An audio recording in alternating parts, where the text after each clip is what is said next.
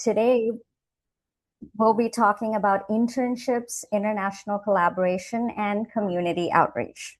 So, on behalf of the Internship Committee, we have two of our faculty members, Dr. Matsunshila Ponginir and Dr. Usama Gyasaid, who will talk to us about the policies, the credit requirements, and so on for the undergraduate and postgraduate internships. So now I invite Dr. Ponginir to start the session. Thank you for the introduction. I will start sharing my screen.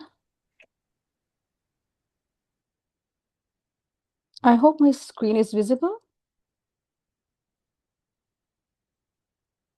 Okay. Hello, everyone. On behalf of the Internship Committee, I'll be orienting what an internship is, what it entails, and a policy that has been laid by the JSPC for undergraduate degree.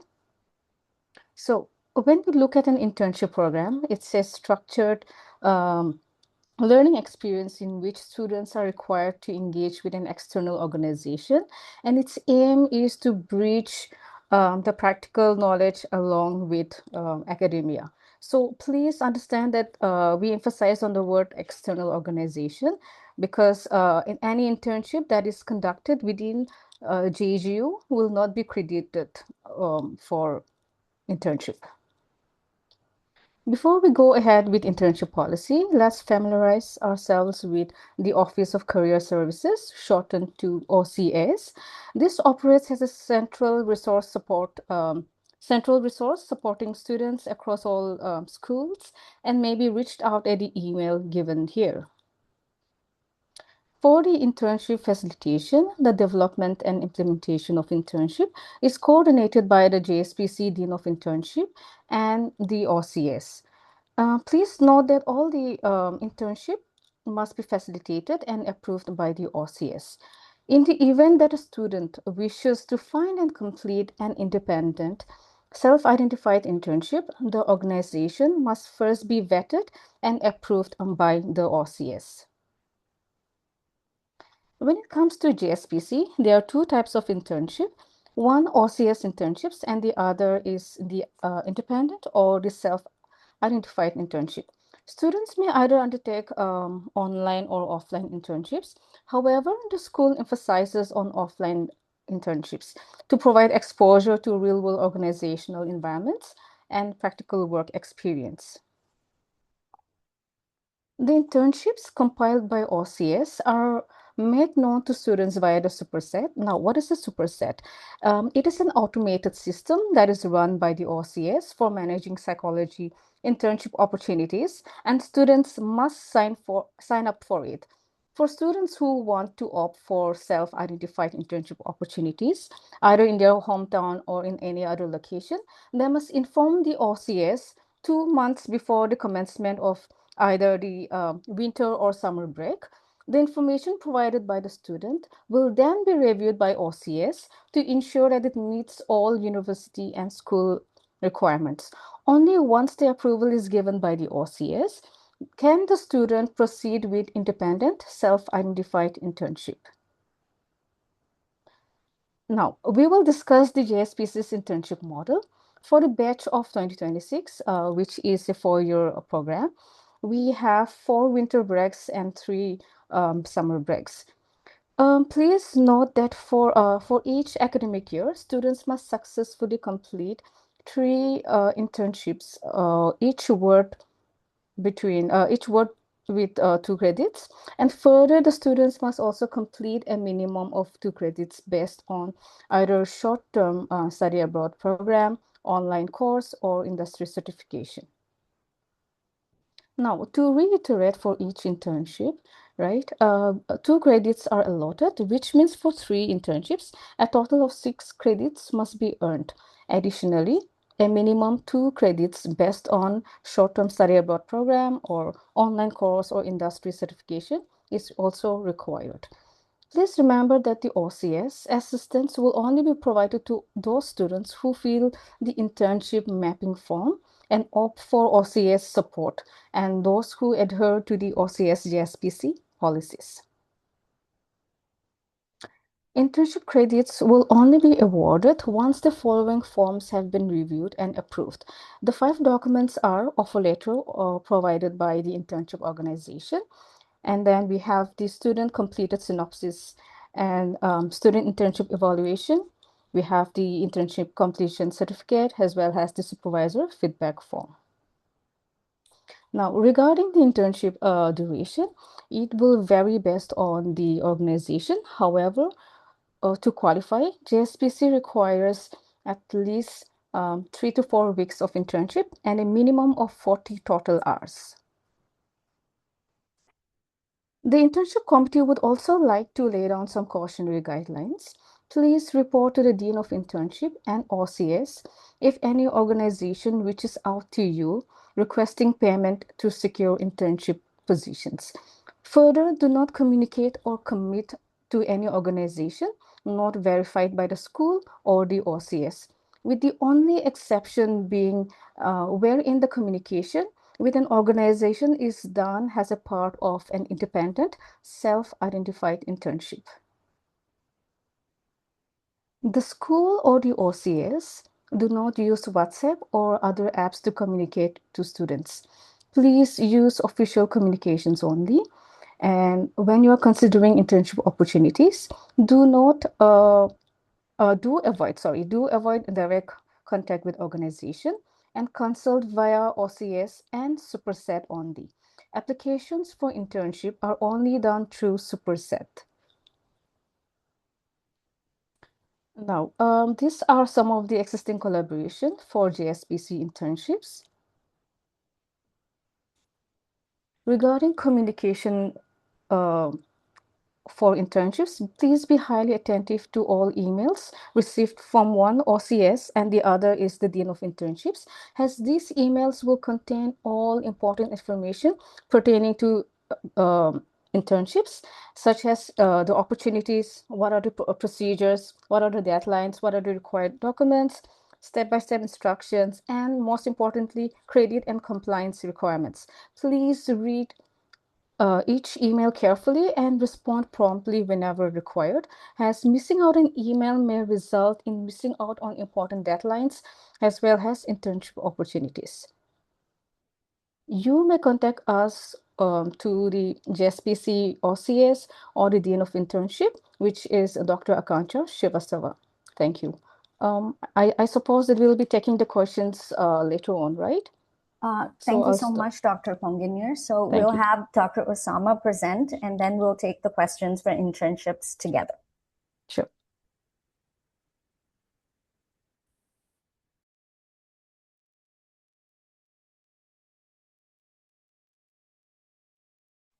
Pratasha, am I audible to you? Yes. What I'm seeing that the host is not allowing the sharing for this meeting. So could you please, I have also sent you the request. Okay. I request AV to make Professor Yes, Osama. it's already done. Okay. It's already done. Okay. Are you the co-host right now? Let me just check. Okay. Yeah, we can see your screen. Is it visible? Okay. Yes. Okay, everyone. So, good evening, everyone, and welcome to the Jindal School of Psychology and Counseling. First of all, I would like to congratulate you all on becoming a part of this MSc Psychology and Counseling Psychology program. We are very delighted to have you all here, and I'm Osama Sayed. I'm one of the faculties here at School of Psychology and Counseling. And I hope that the upcoming 2 years, will be a period of, tremendous academic, professional, and personal growth to all of you. As you guys know, that this session is about, your orientation. I mean, to internship, which is, I believe, that one of the most important components of your master's program. So, before I begin, I would like to give you some sort of, understanding about internship. And many students, initially think that, okay, internships, are as just another academic program that needs to be completed to earn credits.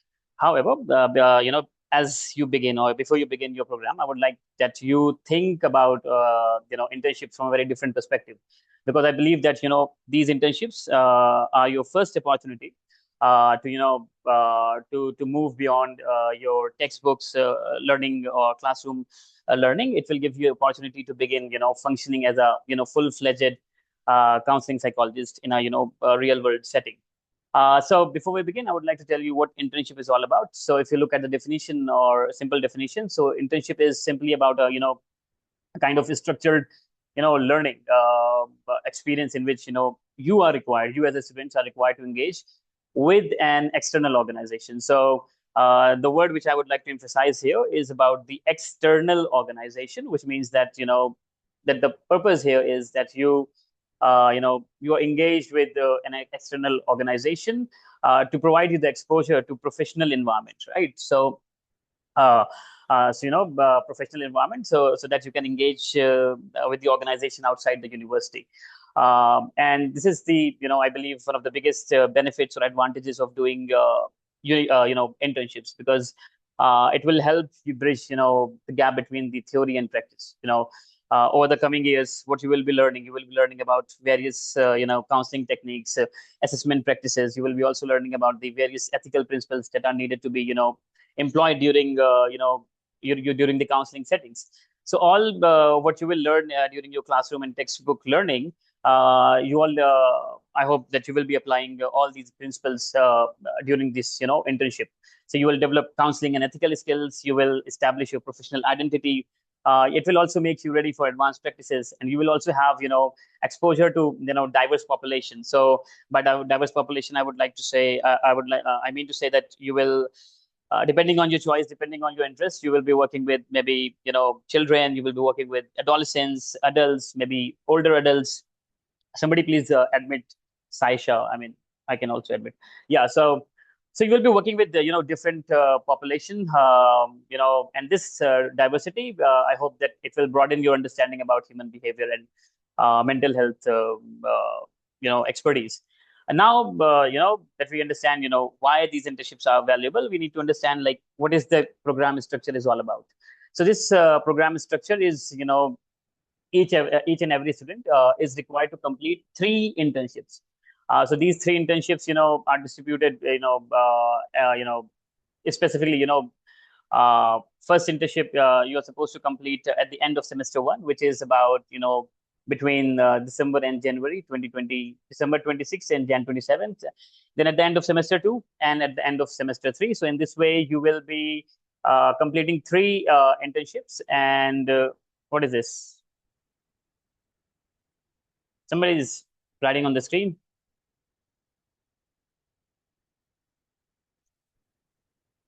Is it fine? I mean, somebody was writing on the screen PG or something. Anyways, so I hope I was talking about 3 internships. So 1 internship at the end of semester 1, semester 2, and semester 3. Each internship carries 4 credits. So total you will have 12 credits, and which is essential, which are compulsory for graduation. This means that you need to complete all 3 internships successfully, right? And all internship must be in an offline mode. And here the emphasis on offline internship is pretty much intentional, because uh, what we uh, what we believe that okay, face to face interaction are essential for your professional development. And regarding the duration, it will be like minimum 4 weeks. It's spread over minimum 100 hours. So you are supposed to complete minimum 100 hours, spread it across 4 weeks.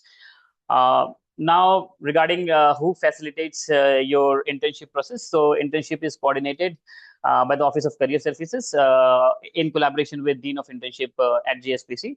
So everything, so this Office of Career Services is basically a kind of central body which governs, which facilitates and coordinates all your internship related issues, and it supports a student across all schools, be it JSPC or any other school. So this is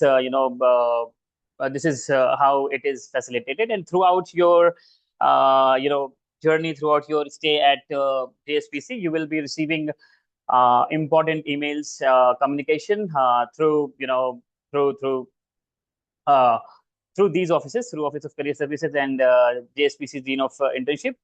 And I would encourage you all to check your university email regularly so that you do not miss any important deadlines, you do not miss any important official communication. Now, what are the types of internship that are offered by JSPC or at Jindal Global University? So we have two different routes. One route is through the OCS internship, which is Office of Career Services, and the other one is the self-identified internship. So first, regarding OCS internship, I mean, this internship is usually the route for most of the students. So this OCS, has collaboration with a lot many hospitals, NGOs, schools, rehabilitation centers, mental health settings, right? And so we have different collaboration, and based on this collaboration, you may apply to the internship, and these internships are available on Superset. So Superset is basically a kind of portal platform where all the internships are managed. So so basically this is the kind of platform, you can say. So you need to sign up on Superset. All the communication will be received to you on due time, as I mentioned previously. You need to apply through the Superset, sign up on Superset, apply for preferred internship. Based on the application process, an internship will be allocated to you based on the university process, your interest, and once you receive an offer, you are supposed to stick with that particular internship. Like, you cannot later decide on to switch on to other internship, right? So the second route is about self-identified internship, because there's a possibility that you may be in touch with some other organization, or maybe you want to do it at your own locality, like where you are coming from, right? So you can do it, and you can initiate a kind of self-identified internship. Suppose a reputed hospital, any NGO, counseling center, a school, mental health setting.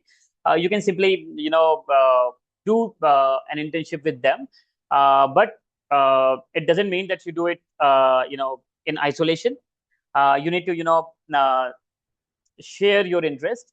You need to you should inform the Office of Career Service at least 2 months before, so that these organizations can be vetted, can be verified, and after the proper verification and approval, you can do your internship based on your self-identification, right?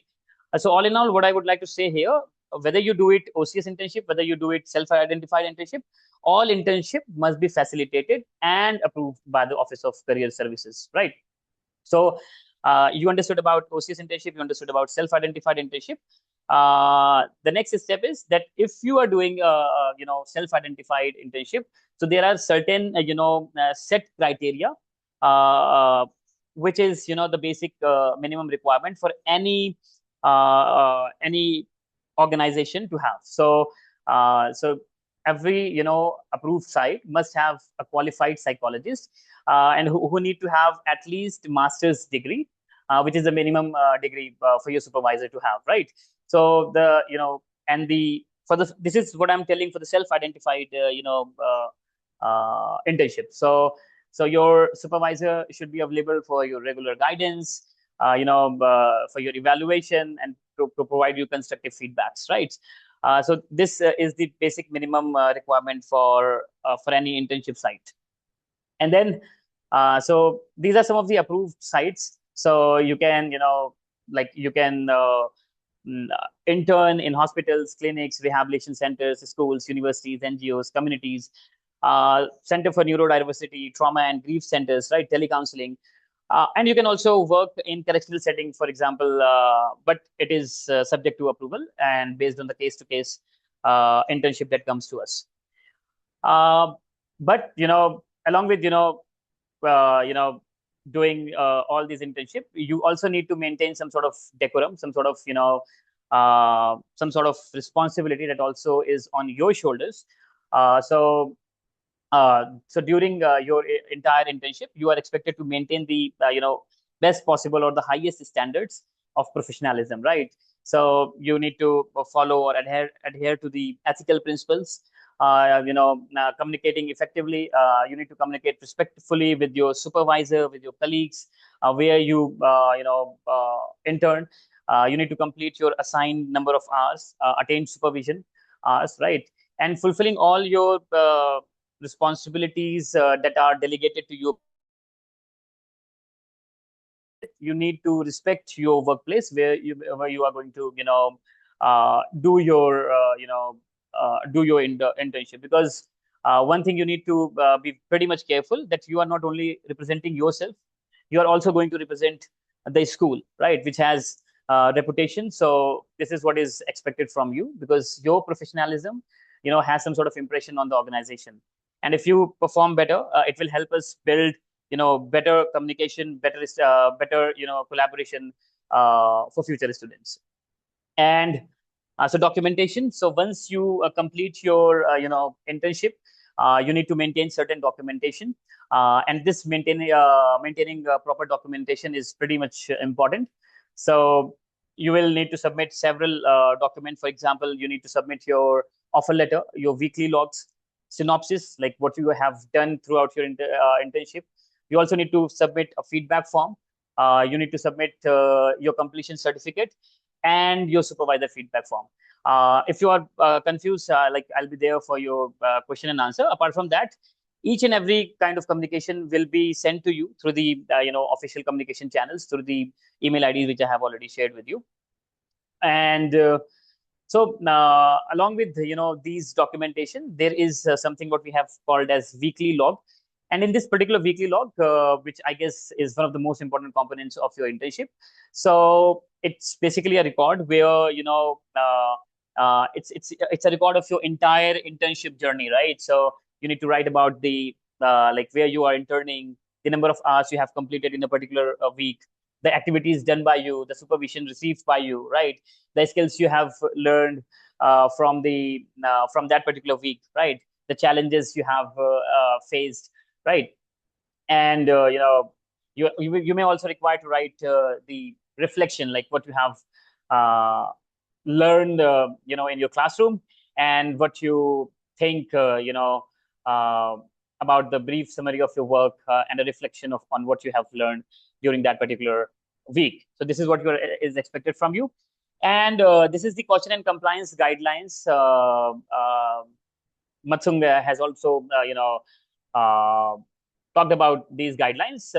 One of the most important guidelines is that if any organization directly make the contact to you, you need to share this with us, right? You need to never make any payment to unverified organization. So as I mentioned, all the organization, especially I'm telling it in case of self-identified internships, they are first vetted and verified by OCS. And we, OCS and GSPC, we do not use any WhatsApp communication to regarding any internship information. So all the application, OCS related application will be facilitated through Superset. In any case, we do not use WhatsApp for official communication. Our official communication will be through the through our email IDs, right?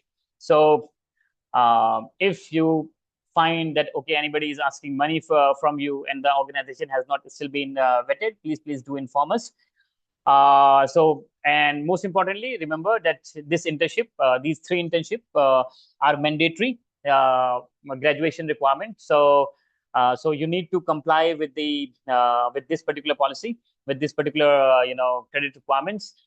If you fail to comply with any rules and regulation for internship or to complete the required hours and documentation, it may ultimately delay your graduation. Regarding the existing association and collaboration, so the good news is that we do have a lot of collaboration with a number of reputed organizations, which gives you access to diverse internship experiences. So you can see from this particular slide that we do have multiple organization, and we do have collaboration with them. So you can select based on your choice, based on your interest.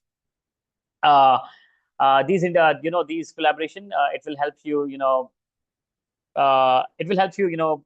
achieve good internship, quality internship opportunities.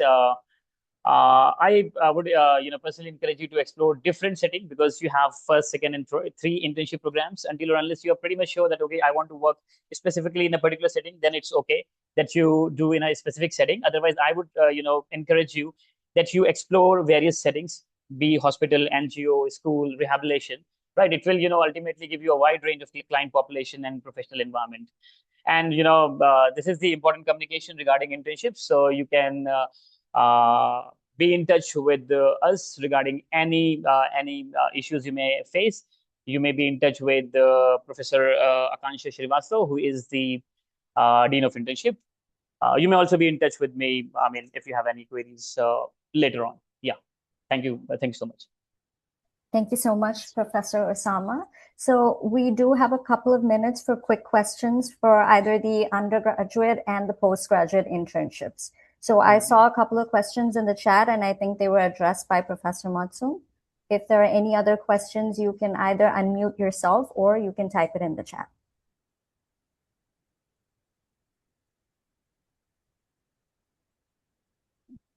I think there are some messages or questions in the chat box I can see, but I guess most of them have already been answered, either by Masung or one of the questions was answered by Professor Arpita. If you guys have any question, you may simply ask, okay, hi, I'm an undergraduate student. I had a doubt regarding that in PPT. There was like a total Hi, 6 Vanshika. Yeah, I think this question is for you, Matsum. Yeah. Yes. Hi, Vanshika. You had a doubt regarding the 6 credits and then the 2 credits. Okay. So these 2 credit programs, these 2 credits are either for short-term study abroad, or it can be online course, or it can be in terms of industry experience. However, we would give more details in the policy for as of now. So please stay tuned. Keep checking your emails. All right. Do we get paid internships? Sometimes yes. Um, but I'm not too sure. I think that is something that the OCS would have more information about regarding paid internships, especially for undergraduate. Can we start internship? Yes, of course. Is this for undergraduate or Ridima? Yes, we can start with internship. So we have yeah, so when we're talking about first semester, that would be during the winter, right? So yes, you would be eligible to um, start with your internship, because each academic year, you are supposed to have at least one internship completed. So yes, A follow-up question. It can be yes, both offline and online, right? yes. But however, the school places an emphasis more on offline because it provides more value in terms of practical exposure. Okay, thank you, sir. So, regarding your offline internships, not necessarily. So for example, if you're from Delhi, either you can do internships, which is offered by the OCS, or self-identified. For example, since I come from Nagaland, if the OCS does not have any internship, I can do, or I can opt for self-identified internship. However, this has to be vetted by the school as well as the OCS before we actually go and start with the internship. So we can do it anywhere. I hope that addresses your question. Yes, Veronica, the first PowerPoint presentation was for the undergrad internships. You may reach out to me, or you may reach out to the Dean of Internships, or to Dr. Akancha. So as you can see the emails provided, you can do that. Also, you would be provided with a policy document as the semester progresses. So please keep checking your emails.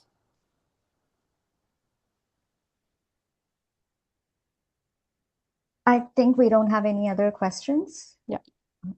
Okay, so once again, thank you so much, Dr. Matsung and Dr. Osama, for this presentation. And if the students do have any questions, they can reach out to the email address which is provided.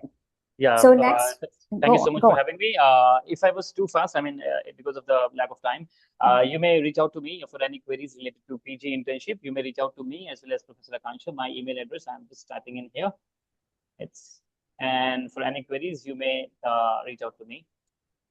Okay, thank you so much for having me. Yeah. Thank you.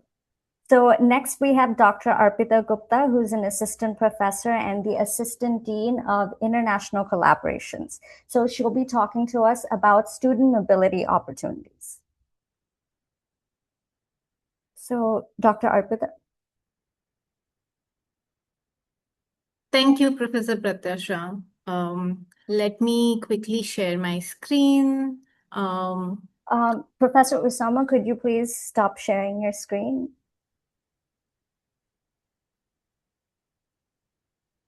Thank you.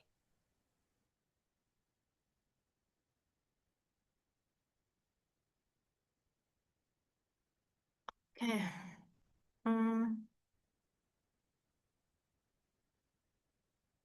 I hope the screen is visible to everybody.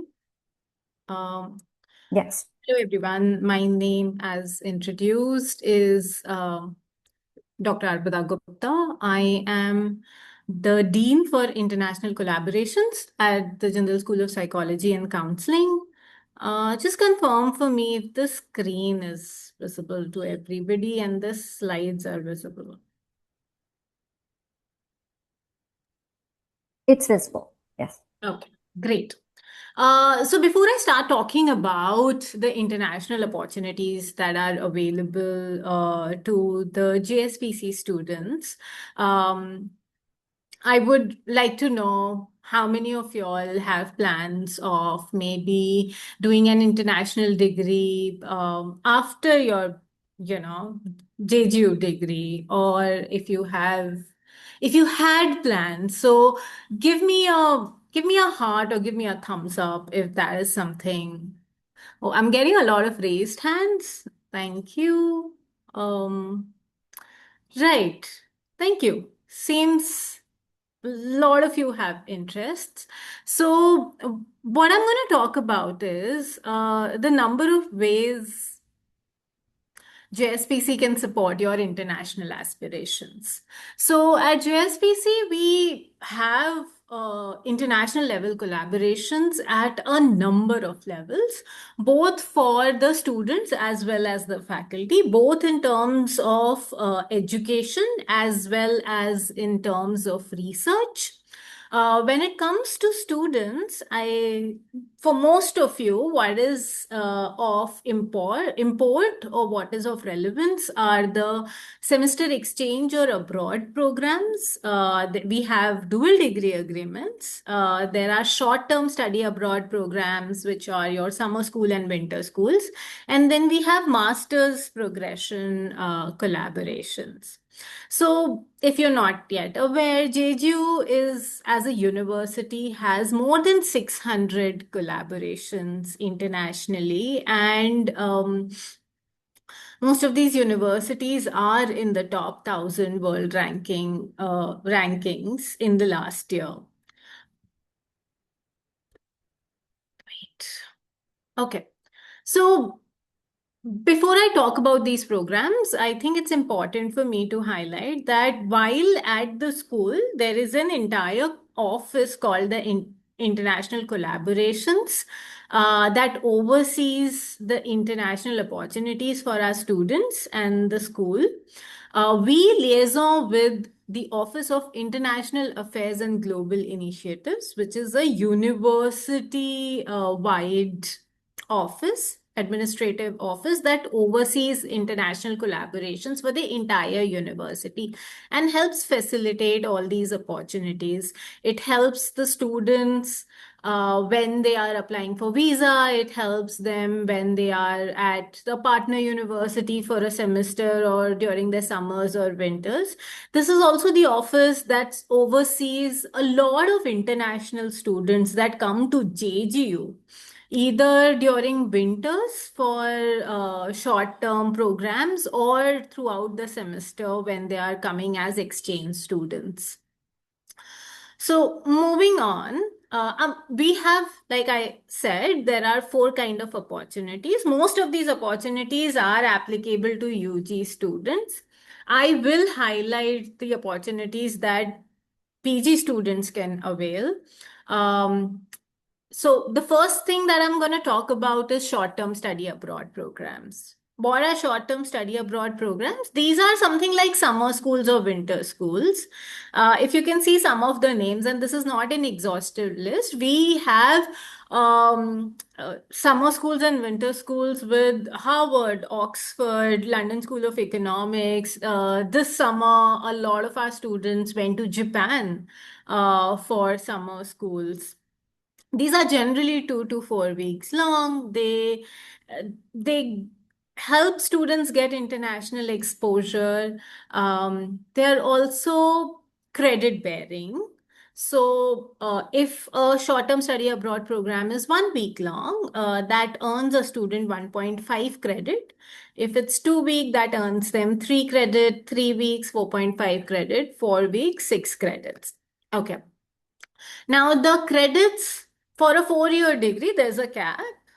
If a student is enrolled in a 4 year degree, the maximum credits that they can get is 13.5 credits from a short-term study abroad program, which means that you can do as many as you want, provided you are doing your internship required you're fulfilling those requirements. But if the credits that you earn through your short-term study abroad program exceeds beyond 13.5 credits, those extra credits will not get counted anywhere. It would just add to your experience and exposure. Short-term study abroad program is also an opportunity that's available to the PG students. But this is basis if they are able to manage their internships along with these short-term study abroad programs. I'm saying this because PG students have to do internships in all of their breaks, whether summer or winter. And if they can manage their internships in a way that they can fulfill that requirement as well as go on a short-term study abroad program that gets advertised, and these programs get advertised 4 to 5 months in advance. So students generally know when they are going for a summer school or a winter school, and they can actually plan their internships and a summer school or a winter school accordingly if that is how they are interested. When it comes to UG students, you've all been told about how 6 credits are required, or at least 3 internships are required for you to be done via OCS, and the 2 credit extra that the student can either avail that through short-term study abroad program or through an internship. It's up to the student.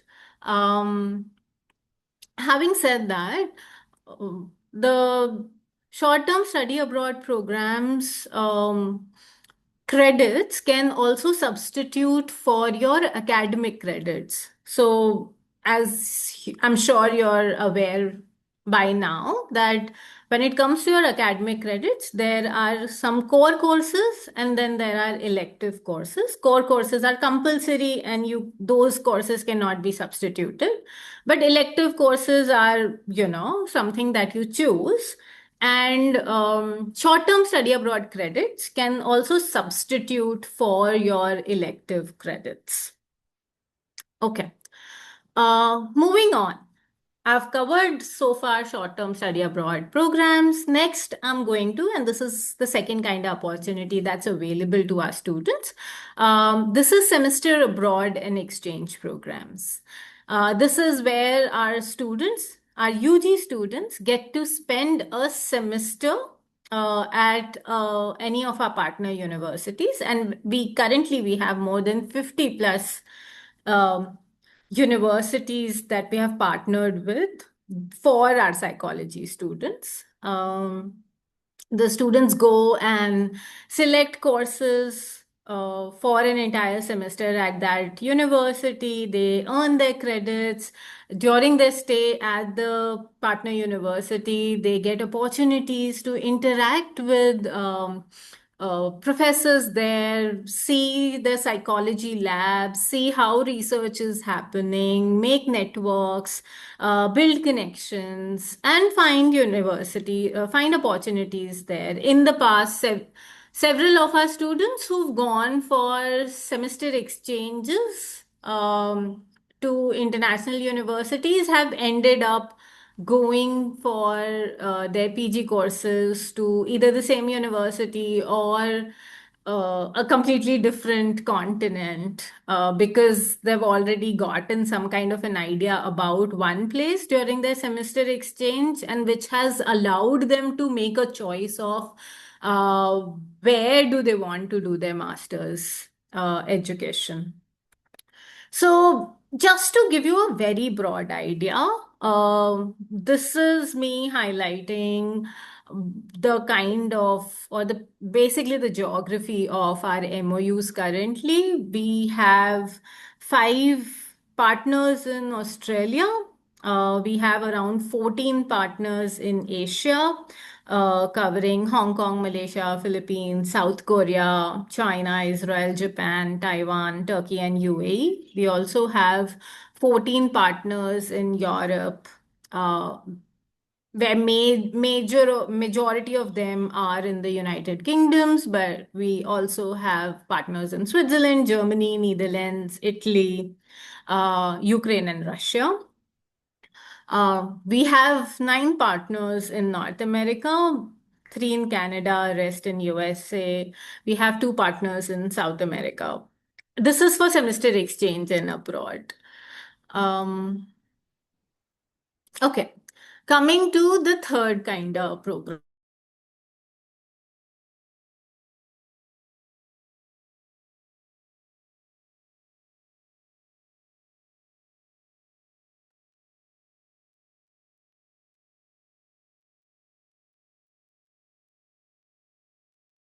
Hello?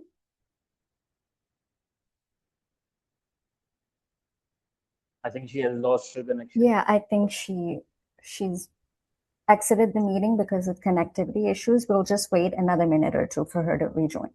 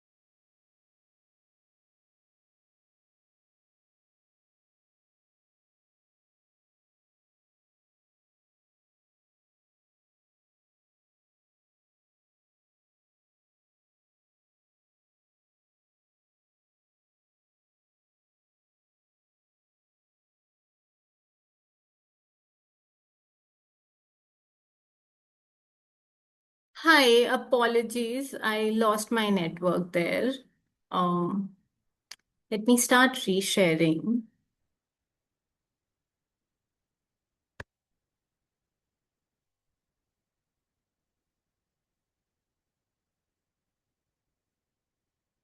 Okay. So I've talked about 2 programs so far, short-term study abroad programs, which are your summer school and winter schools, and semester-long programs that can happen in any of the semester, fall semester or spring semester. The third kind of program that's available for our UG students is master's progression opportunities.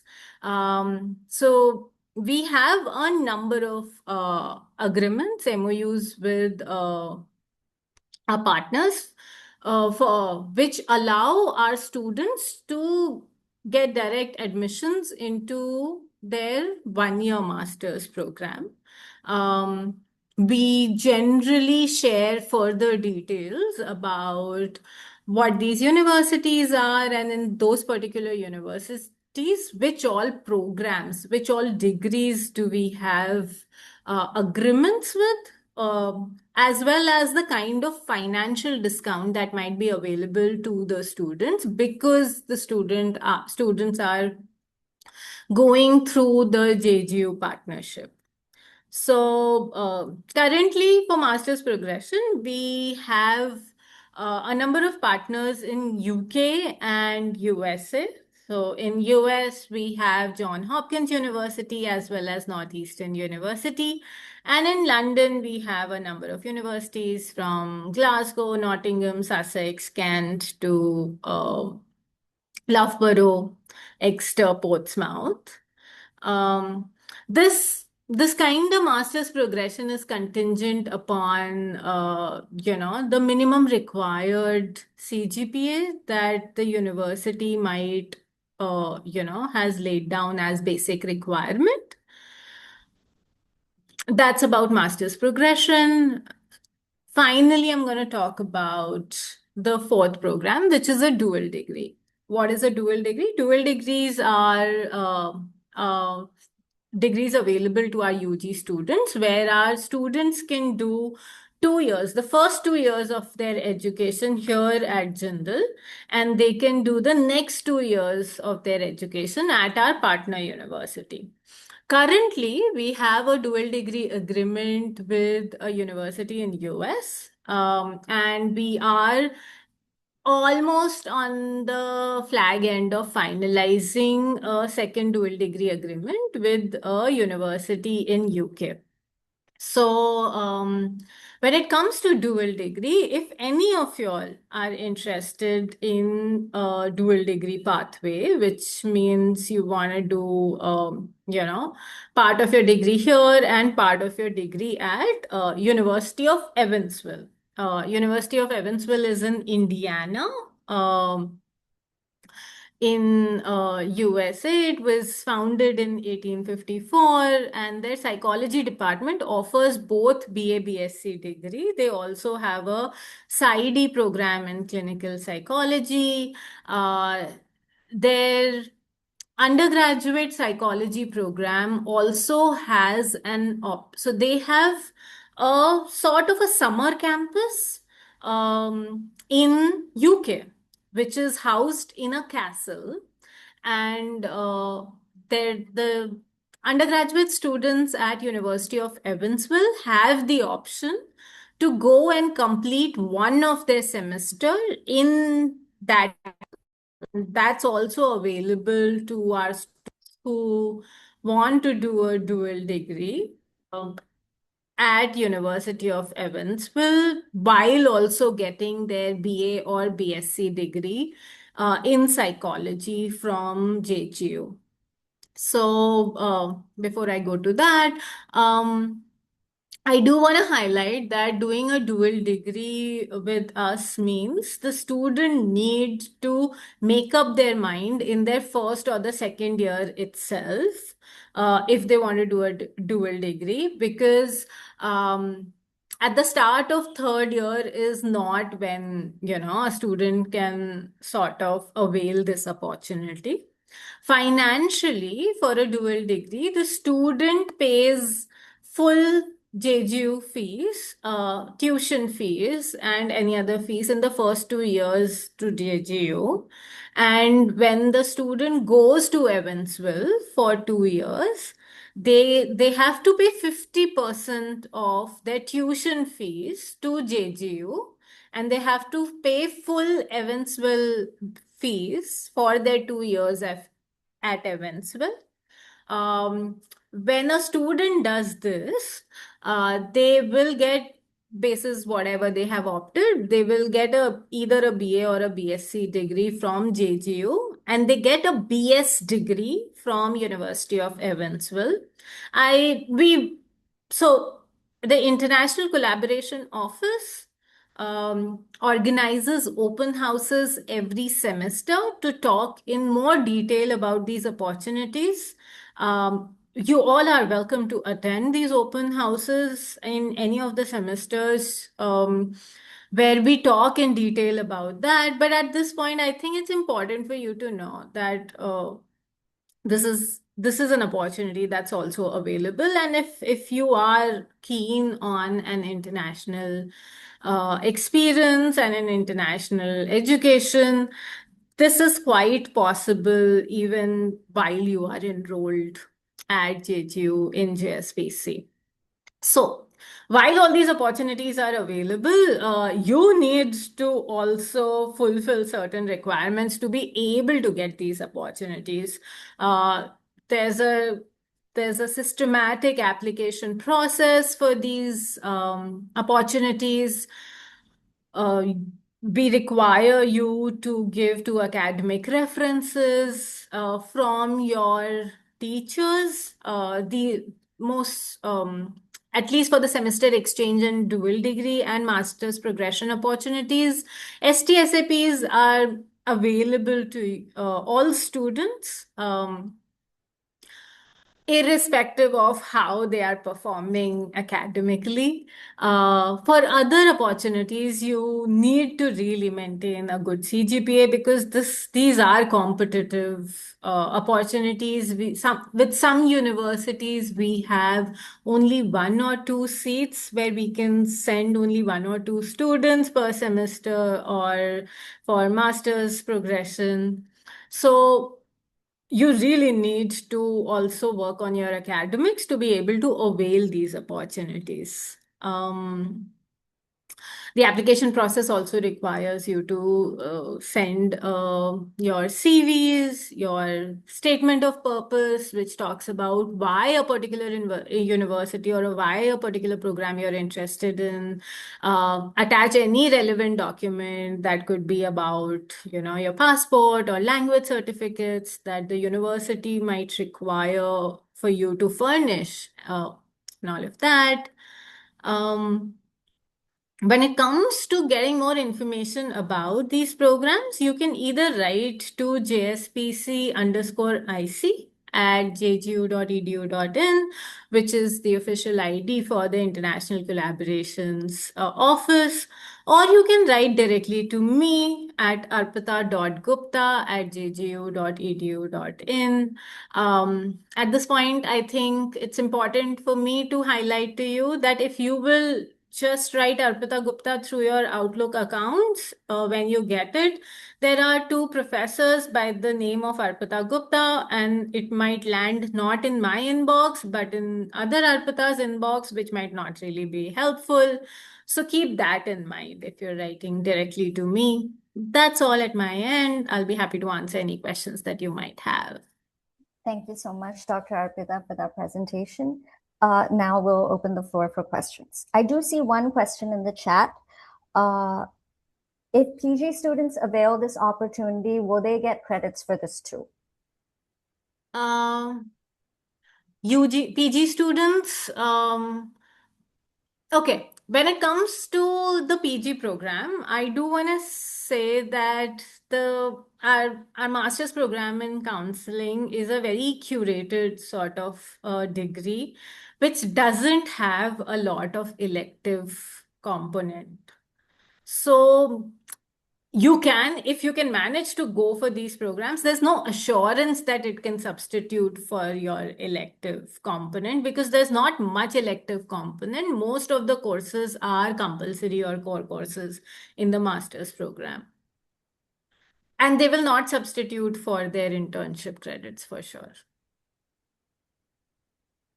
I think we have another question. Do we go on our own expenses, or will the university facilitate it? So for semester abroad programs, there are some universities that I think I should first talk about what is an expense when one goes for these programs. When it comes to expense, there is fees for tuition that a student needs to pay. There is accommodation expense, there is travel expense, there is visa application expense, irrespective of which program you're going to. Travel, visa, accommodation are all borne by the student. For some semester programs, semester exchange programs, with some universities, we have agreements where, because their students come to our university, when our students go to their university, our students do not pay any tuition fee. All they have to do is reach there, so travel, bear their travel expense, and sort of take care of their stay and sustenance, survival over there. And you will not need to pay anything to the university per se. When it comes to short-term study abroad programs, which are your summer school and winter schools, these are paid directly to JGU. JGU curates these programs, and these are paid programs. I don't see any more questions in the chat, but would anyone like to unmute and ask a question?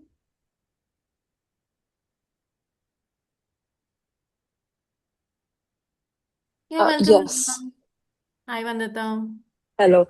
So my question is for the CGPA for going for a short term abroad. What's the CGPA that we need to have for a short term study abroad program? Short-term study abroad CGPAs are determined by the duration of that program. So if it's a 1 week long summer school, it'll be 1.5 credit. If it's 2, you multiply it by 2. If it's 3, you multiply by 3, and it's 4, you multiply by 4. So Uh, which is 6 credit.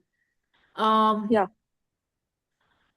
that is determined by the week. Now it all boils down to why you are going for short-term study abroad program. um if you're going for a short-term study abroad program, most short-term study abroad programs are from 2 to 4 weeks long. There's no Yeah. single week program that I've come across so far.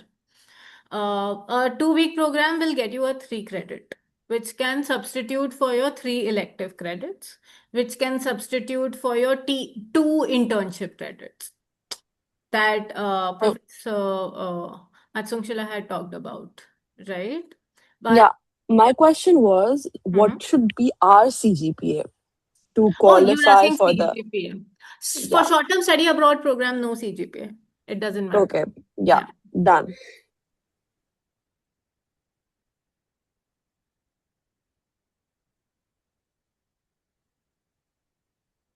Okay, we do have a couple of more questions in the chat. There's one question about the international opportunities in UG programs. I think you discussed that. Most of the opportunities I talked about today were for UG programs. There's hardly anything for masters, at least our masters. So all these opportunities are available to our UG students. I see Tejasvi's question of, if I have a goal of studying abroad after graduation, what should I prioritize in my first year? CGPA. Prioritize CGPA, and also figuring out what area of psychology you want to do your further studies in. I mean, it's a 4 year long degree. Take your time to figure that out. That should help you also plan your post graduation study abroad eventually. I hope that answers your question, Tejasvi. I'm going to Veronica. She's asking, do we need to provide documents for all programs, be it winter school or summer school? Winter school and summer schools are majorly handled by the Office of International Affairs and Global Initiatives. They generally provide you the required requirements when they advertise these programs. Not all documents are required there, given since CGPA is not a criteria, your transcripts might not be required, SOPs might not be required, but they might require some other confirmations, like parental confirmation and other things. I hope that answers your query. um Arshia is asking, if we apply for an STSAP, is it guaranteed that we will get to go, or is there a selection criteria?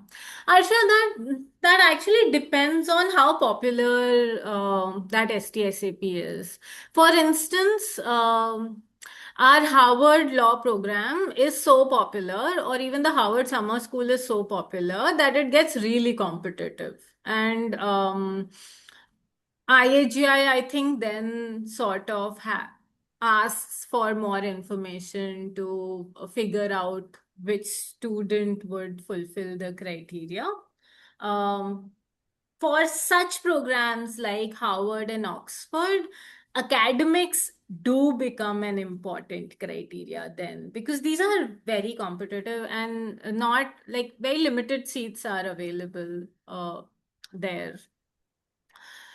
Is there a limit for doing short-term abroad internships? Okay, Ishan, short-term abroad are not internships. Please do not confuse international student mobility programs with internships. Your internships are are are local, are in India, are offline or online. Short-term study abroad program happens only in summer and winter.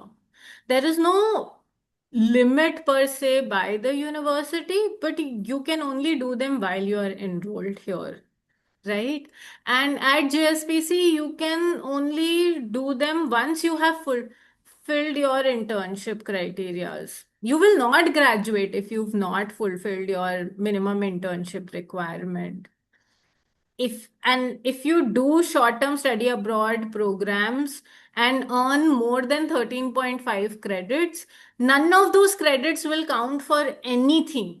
They will just be a document saying, oh, you were there for 2-3 weeks.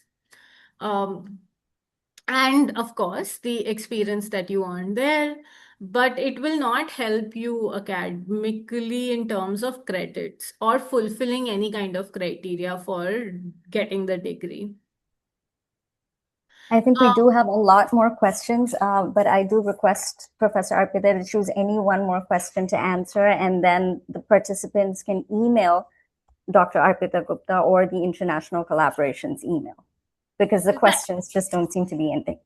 Right. What I can do is I can type the answers individually, and you all can please write to me, arpita.gupta@jhu.edu.in. Thank you so much for your interest.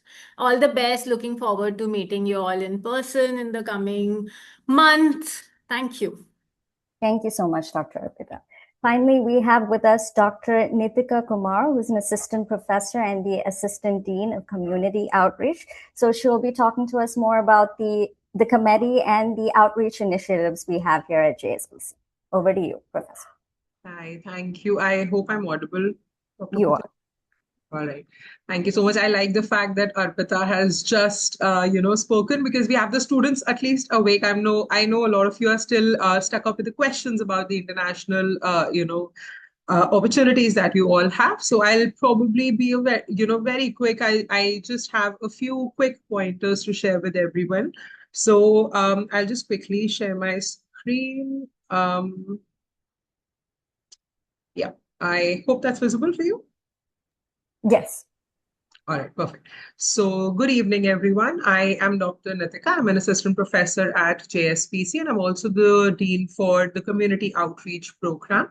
So to give you all a quick idea of what exactly is community outreach. So community outreach is a committee that's working dedicatedly to ensure that our students at JSPC get a, exposure beyond the internship. So when we talk about internships, we have very dedicated, very academically, driven understanding of what we are supposed to do as psychology students. So these are the things, for example, you go to a certain field, you go to a certain hospital, you go to a certain psychiatric care unit, you go to very designated places to practice what you're learning in classroom.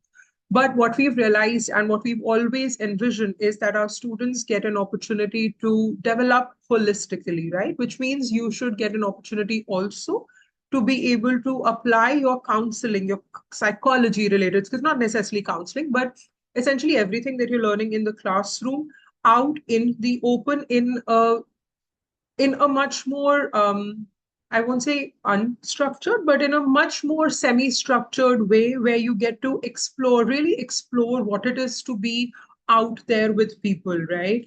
So um, I'm assuming that all of you who are just starting out your journeys in psychology as a discipline, and those of you who are in masters, you're starting a fresh, part of your journey in the discipline.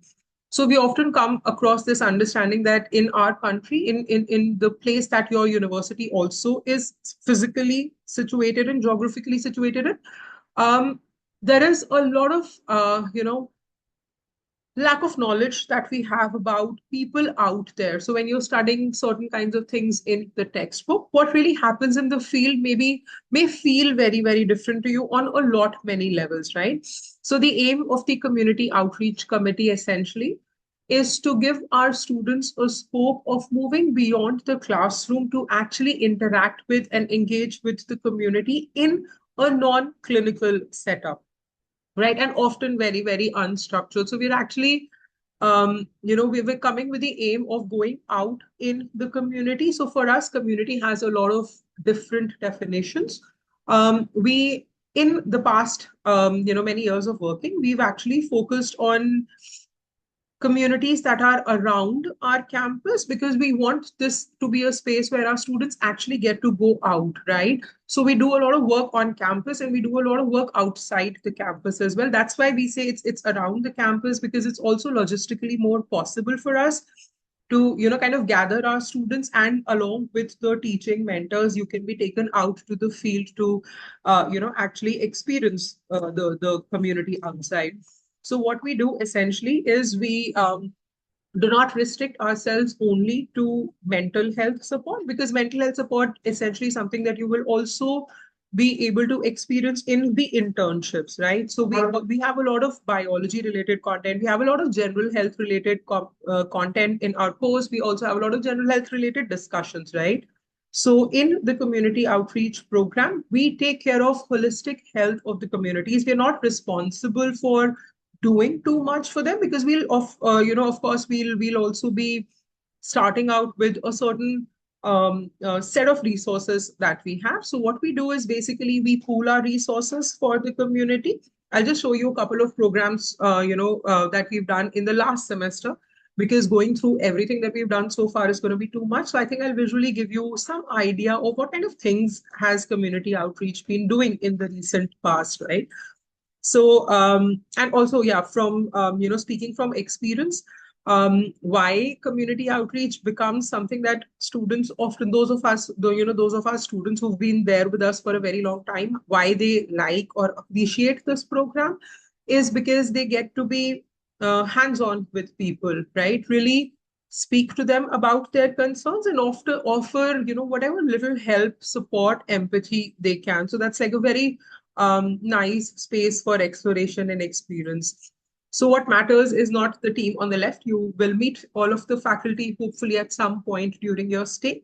But what is important is the second part of the slide for you guys.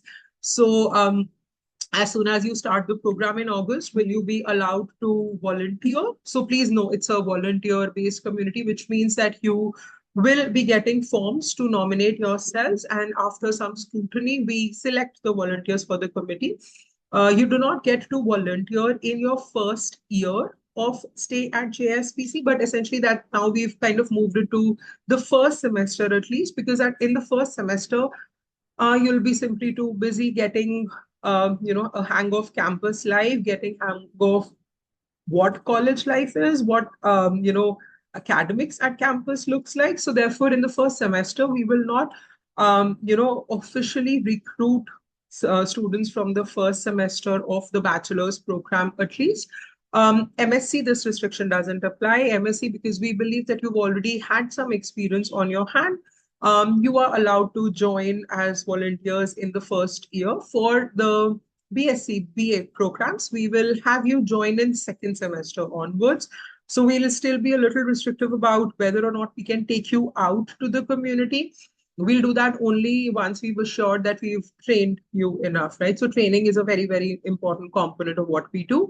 So I'll skip this. I think this this is something that you will get a hang of eventually at some point. But what are the different kinds of things that we've done in the past? We've done a lot of gender sensitization workshops, and one of our flagship programs that we've been doing for several semesters now is around menstrual health, menstrual hygiene, and feminine health in general. So we've done in the past for government schools around our campus. We've done donation drives on campus where we've collected menstrual products, and then our students have been trained under supervision, by us and by some professionals that we, invite from the outside to come and train our students into guiding, individuals from a lower socioeconomic strata who haven't had conversations about these issues, how to be safe during menstruation, how to follow correct hygiene practices. So this is what I meant when I said that it's beyond just mental health, quote unquote. So we've done a lot of menstrual health and hygiene work. So we collected the menstrual products. We went out to the school girls. We educated them about what really menstruation is, what to expect from their bodies, what to expect from the cultural dilemmas, the social stigmas around it. How do you navigate all of that? How do you use the product? How do you discard it safely? So we first teach our volunteers, we first educate them, train them, and then our students, the student volunteers, go out to the community. So it's beyond just a distribution of product, it's also actively education for the community out there. We've worked with for some government schools around campus. We've had a pretty long association, which means our students have been visiting, practically every semester. So just before the examination period sets in, we have, examination anxiety workshop for the students, especially the ones who are sitting for their board exams. So around campus, we're actually looking at communities. We're looking at schools where they don't essentially have a very dedicated counselor at school. So our students kind of do that stopgap arrangement for them with the little resources that we have. In addition to that, we've also done several programs on financial management, which for now, till now at least, have been on campus. Which means that community for us is actually not just people outside, but also people on campus who require our help and support. So, for example, we have people from the housekeeping staff. So those of you, I'm assuming a lot of you would have seen the campus already, right? So we have a huge campus, which means we need a lot of staff to take care of everything that you need, from your food to your clothes to your classrooms, for them to be kept clean. And also, the campus is full of beautiful trees and plants. So we have a whole horticultural department taking care of it, right? So all of these people on campus are also the ones who require some kind of a continuing education and support.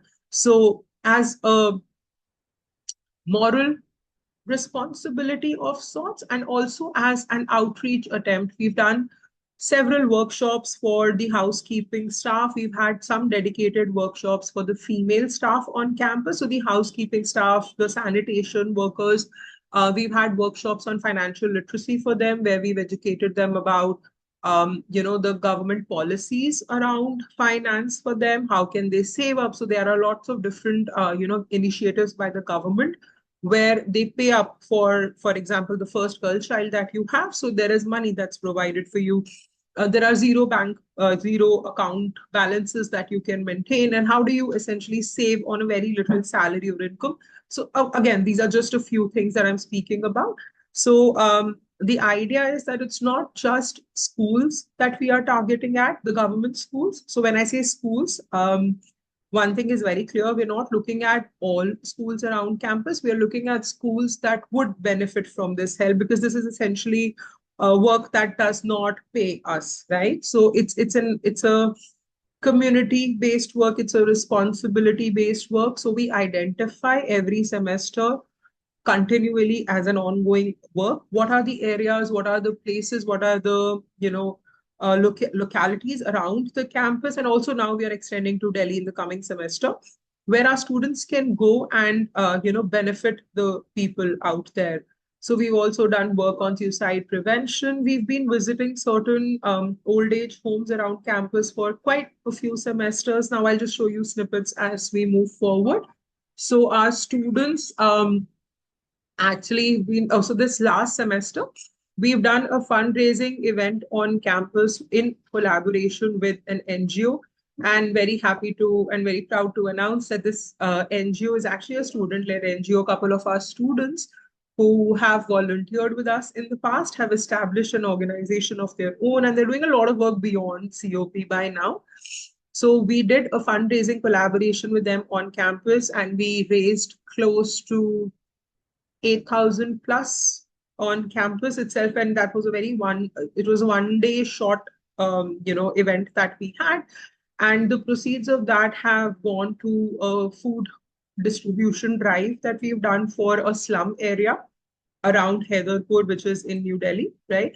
So that has actually been handled by Sitare. So COP was the on-campus partner for the fundraising event. We also will have, again, a menstrual product donation and stationery distribution for younger school-going kids who are starting school. We've had the examination anxiety for school kids in the semester that's just gone by. We've had a cognitive stimulation workshop for residents of an old age home in Sonipat. This is our second collaboration in the last couple of semesters with old age home specifically.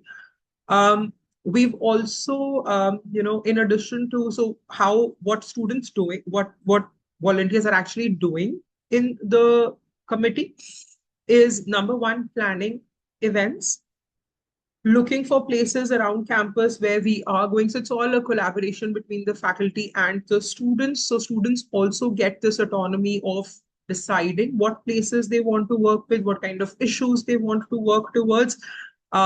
Design programs, which are of course officially, scrutinized by the faculty, and we are the ones who will finally give you the green flags for it. So there is a lot of planning work that happens on campus, and then there is an execution that happens on the field, whether the field is outside the campus, physically speaking, or we have certain programs happening on campus. We have a lot of training workshops that we do for our volunteers in campus, where we invite, I'll just show you snippets as we move forward, where we invite, NGOs to come and train our students as to, give them this understanding as to what it is like to really work with the people outside. So when you're going to a community, what are the things that you need to be aware of? What are the things that you need to prepare yourself for? So our students in the past, so these posters that you see, these infographics that you see on your screen have been designed by our students. We've translated it into several languages. This is all the work that our students have done so far. And we've actually, collaborated with certain NGOs. So we design the content for them because our students are good with, designing. So we design, we translate, and then we partner with NGOs. We provide them the materials for conducting the sessions that they do eventually.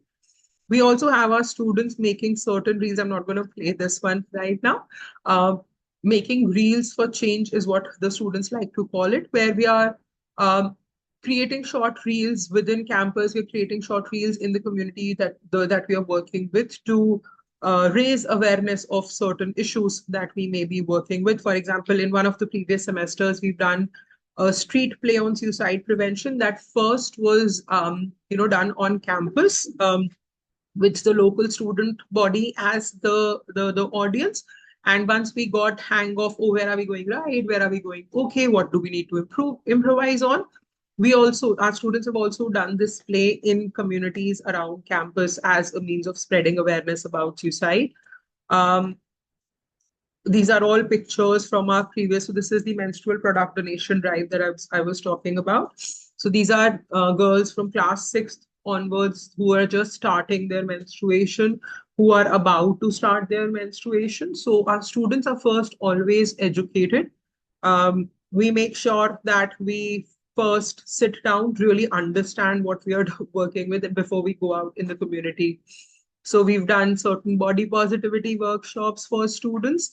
These are school students, these are government school students. So These are some snippets from the artwork that our students have done. So we use all kinds of, ways and methods of working with the people around. Oh, yes. So we did this gender equality in the society and interactive workshop for the staff on campus. So all these beautiful, participants that you see, these are all staff members at JGU.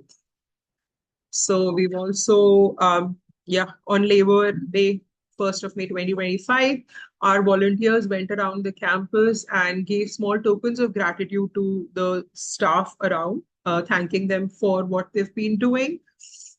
These are snippets from the exam anxiety workshop. Women's Day celebration for the housekeeping staff. So we did have a lot of menstrual product that we collected over our donation drives, and we realized probably charity should begin at home. So we went to staff around campus, helped them understand issues, educated them on how to answer questions for their own daughters if they have. Yeah. So at the SKSS old age home, we've gone to go celebrate Holi with them. So it's not always about education. A lot of this work comes from a spirit of giving back to the community and the empathy and the love that we're trying to foster in our students.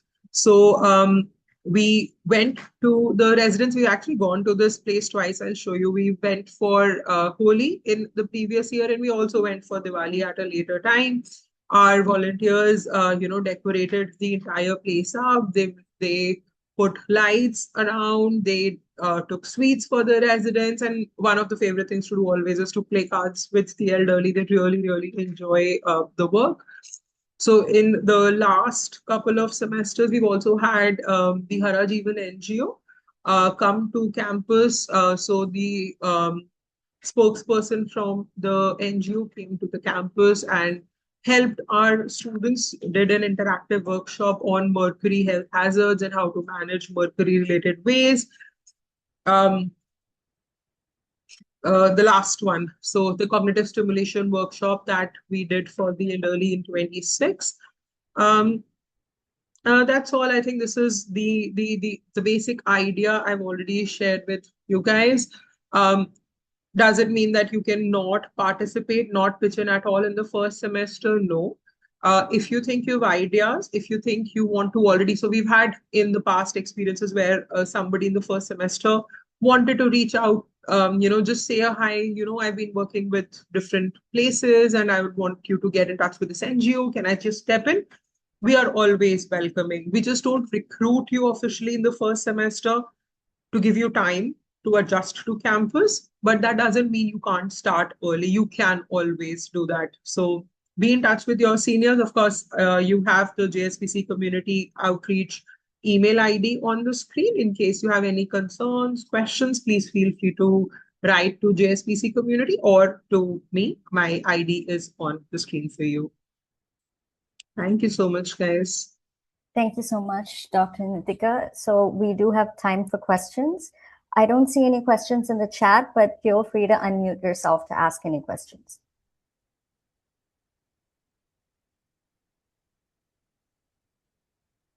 Hi, can you hear me? Yes. Yeah. I just had a quick question about this outreach thing. It sounds very interesting. I was just wondering, I'm still in the way of figuring out if I really want to do counseling or applied, which is kind of confusing, but I'll figure it out soon. But I really love the opportunity how you can volunteer. So I was wondering if I, by any chance, change my program to applied, would I still be able to volunteer? Or is it just specific to the people who study counseling psychology? No, it's not specific to people who are studying counseling psychology. It's for all the JSPC students, so whichever program you are in. So we also have BSc at a later point, right? So BA, BSc, MSc, whatever your specializations are, you're always welcome. Okay, thank you so much. And I can just reach out to you on your email. Yes, if I want to. absolutely. Yeah. Okay, perfect. Thanks for answering. You're welcome, Ishwarya. We have one question from, go on. Srishti. So do we get any credits for community outreach? No, Srishti, it's all volunteer work. It's based on your wish, desire to learn, and your wish, desire to give back to the community. There are no credits for it.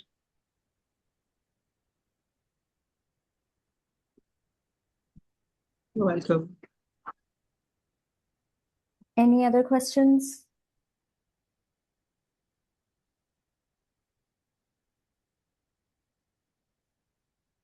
So if you don't have any questions at the moment, please feel free to reach out to Professor Nithika.